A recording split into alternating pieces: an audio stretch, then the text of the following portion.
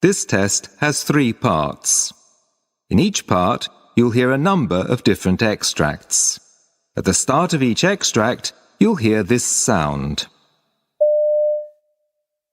You'll have time to read the questions before you hear each extract, and you'll hear each extract once only. Complete your answers as you listen. At the end of the test, you'll have 2 minutes to check your answers. Part A. In this part of the test, you'll hear 2 different extracts. In each extract, a health professional is talking to a patient.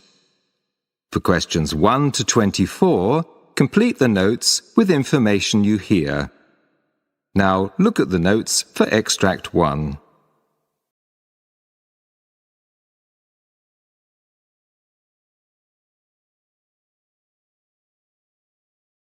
Extract 1. Questions 1 to 12.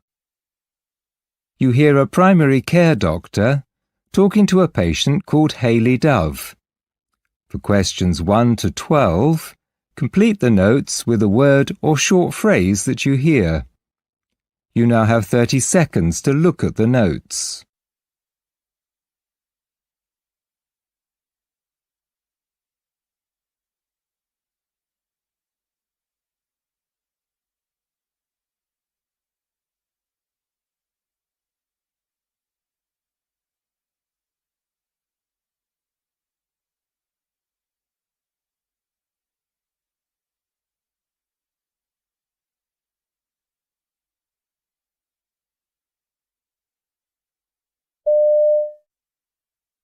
So, Mrs. Dove, I have your notes here, but it would be good to hear things from your perspective. How all this started, what treatments you've had, anything you think I should be aware of. Well, where to begin? I should explain that I'd been suffering with endometriosis for quite a long time, ever since my son was born, actually, and he's at university now. So I was used to a certain level of discomfort. Feeling bloated a lot of the time, getting the occasional bouts of nausea and feeling quite a bit of fatigue. Right. Anyway, after a while, I also started to get pain in my lower back, and that gradually got worse and worse. I was working as a preschool teacher in those days and had a young family of my own. It was a tough time. In the end, I had to give up my job. Anyway, to cut a long story short, I was eventually diagnosed with cervical cancer. I was fairly lucky, I guess. It hadn't advanced too much, and I was advised to have a hysterectomy. Although I was out of action for a while, it all went relatively smoothly, and of course it also sorted out my other problems. So for a while I was relatively well. My kids were at school by this time, so I was able to start my own business, working online as a recruitment consultant. I'd put both illnesses behind me, and I was feeling very positive. But then you started to develop other symptoms. That's right. Those feelings of fatigue started coming back. I'd find I was exhausted after a full day of online meetings. If I did have to go anywhere and do anything, like attend the occasional conference, especially if it involved driving any distance, that would just wipe me out. So something obviously wasn't right. Anyway, I went to see the doctor, and he said that it sounded like I might have iron deficiency anemia, and he did some blood tests.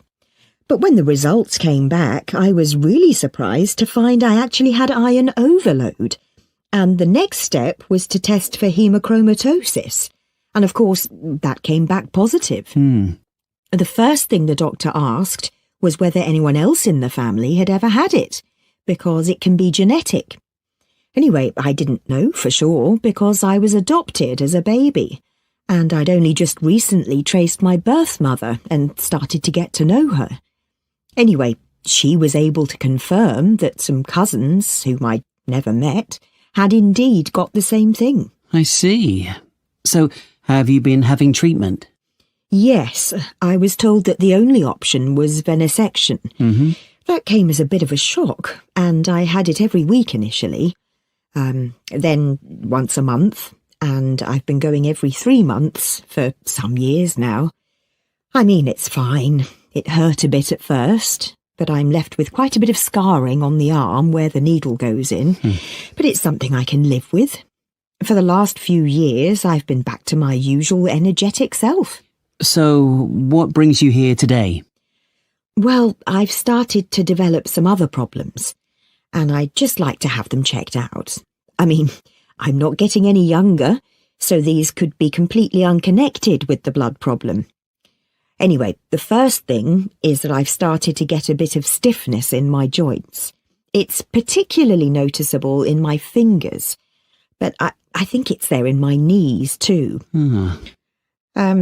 Then I also seem to be getting more thirsty than usual, and it doesn't seem to be related to how much I drink. And the other thing is that I get a bit short of breath sometimes, even when I haven't been doing anything particularly strenuous. You know, just walking the dog or washing the car, and it suddenly comes on. None of these things is a big deal, but I've just noticed the change. Sure. I'll ask you a bit more about those symptoms in a moment, but what I'd like to do first is have a listen to your chest. You hear a physiotherapist talking to a patient called Marvin Chainey. For questions 13 to 24, complete the notes with a word or short phrase that you hear. You now have 30 seconds to look at the notes.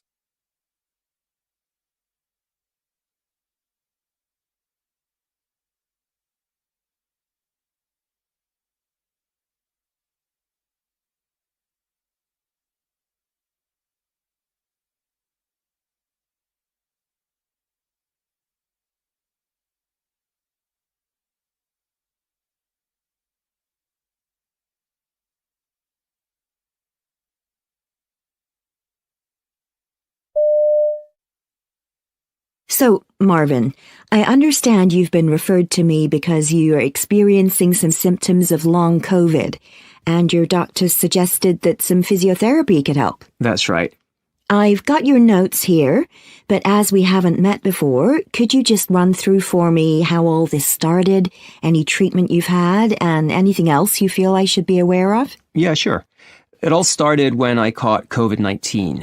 I mean, I hadn't been vaccinated, so maybe it was worse than it might have been, but who knows. Anyway, I had it pretty bad, but not bad enough to go to the hospital. I had the usual flu-like symptoms that turned into a dry cough. It completely wiped me out.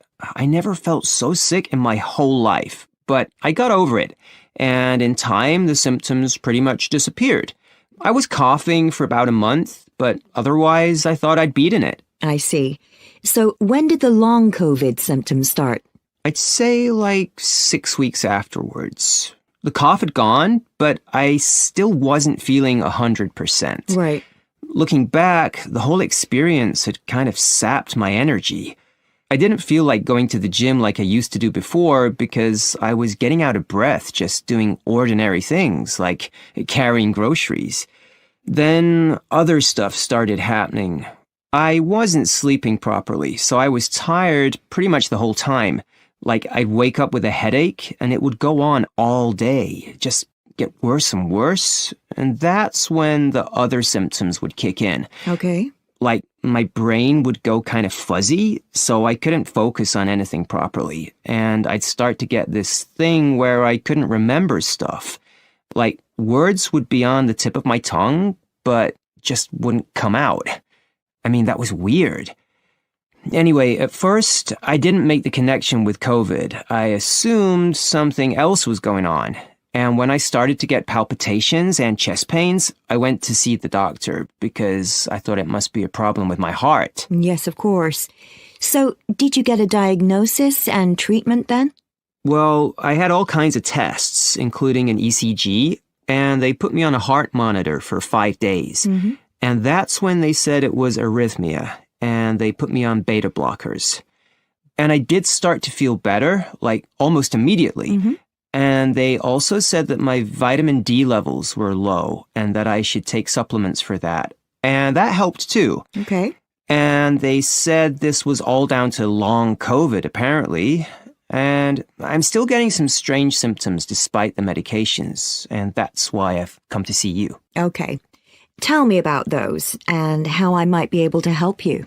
Well, basically, if I overdo things, like if I try to do too much or if I get anxious, then I start getting the symptoms again. Mostly fatigue, but also a certain amount of joint pain, often in my hips, but it can also affect my ankles, even my feet sometimes. Right. It's like a dull ache, and it seems to be related to the fatigue. I also get a certain amount of numbness in my fingers, which is a bit worrying. I mean, I still do quite a bit of exercise, but I mostly do gentle stuff. Like, I've always done yoga, but I've also recently started doing Tai Chi, and that seems right for me. I would like to start going to the gym again, though I'm aware that I shouldn't do anything too strenuous. So I was hoping to get some guidance on strength-building exercises. I mean, should I be using things like resistance bands or even trying light weights? It would be really good to do things like that, but I feel I need to do it under someone's guidance at the moment. Yes, of course. Well, thank you for all that background, Marvin. That's really given me a good idea of what we need to do. I'd like to start by